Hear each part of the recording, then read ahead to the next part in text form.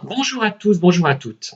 Alors, les nouvelles technologies, c'est formidable, hein. Internet, les emails, les courriels, les SMS, les réseaux sociaux, Facebook, Instagram, qu'est-ce qu'il y a d'autre? WhatsApp, et certainement beaucoup d'autres, Twitter, mais il est en train de perdre son importance. C'est bien pratique, c'est formidable, ça facilite la communication, certes, mais ça facilite également les communications perverses. Alors, par exemple, on peut se dire, tiens, j'étais en conflit avec madame ou monsieur untel.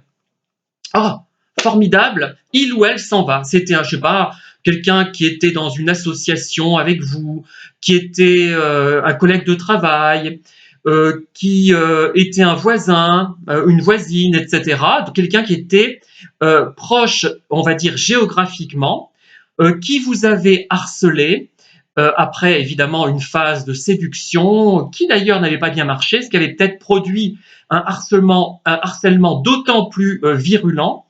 Eh bien, cette personne s'en va. Chouette, c'est formidable, on ne l'aura plus dans son voisinage, on ne sera pas obligé de marcher sur des œufs, de calculer nos paroles, de faire en sorte qu'elle ne se vexe pas. D'ailleurs, ça ne servira à rien, parce que quoi qu'on dise, quoi qu'on fasse, c'est une personne toxique, une personne nocive, et qui ne prendra pas conscience de sa nocivité de toute façon. Voilà, on n'est pas avec une personne normale. Et donc, on se dit formidable, ah ben on l'a plus, on va être tranquille. Ah ben pas forcément. Alors qu'est-ce qui va se passer? Elle peut vous harceler par le biais des réseaux sociaux, par le biais, comment dire, des SMS, des coups de fil, de tout ce qu'on peut imaginer par le biais du net. Et ce qui est le plus grave, c'est qu'elle peut se servir de quelqu'un que vous côtoyez encore pour vous harceler et pour harceler les gens qui sont avec vous. Elle a, mettons, entretenu de bons rapports avec une personne qui était proche de vous. Par exemple, si c'est une voisine, c'est un collègue de travail, ça peut être aussi un collègue dans une association sportive ou culturelle ou caritative.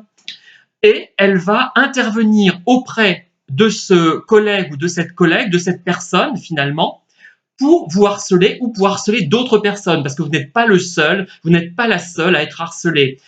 Ces gens-là ont besoin de beaucoup, beaucoup de monde, hein. Ça, on le sait tous, hein.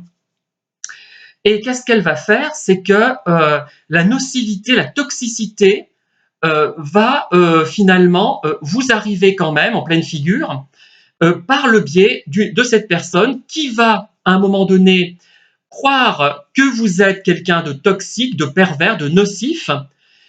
Mais au bout d'un moment, je pense que les gens un peu futés se rendent compte que ce n'est pas le cas, hein.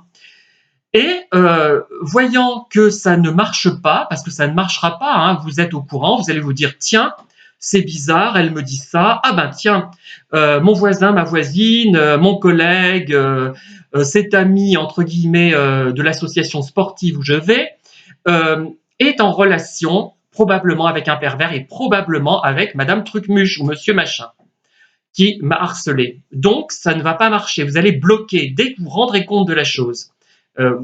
C'est un harcèlement par personne interposée.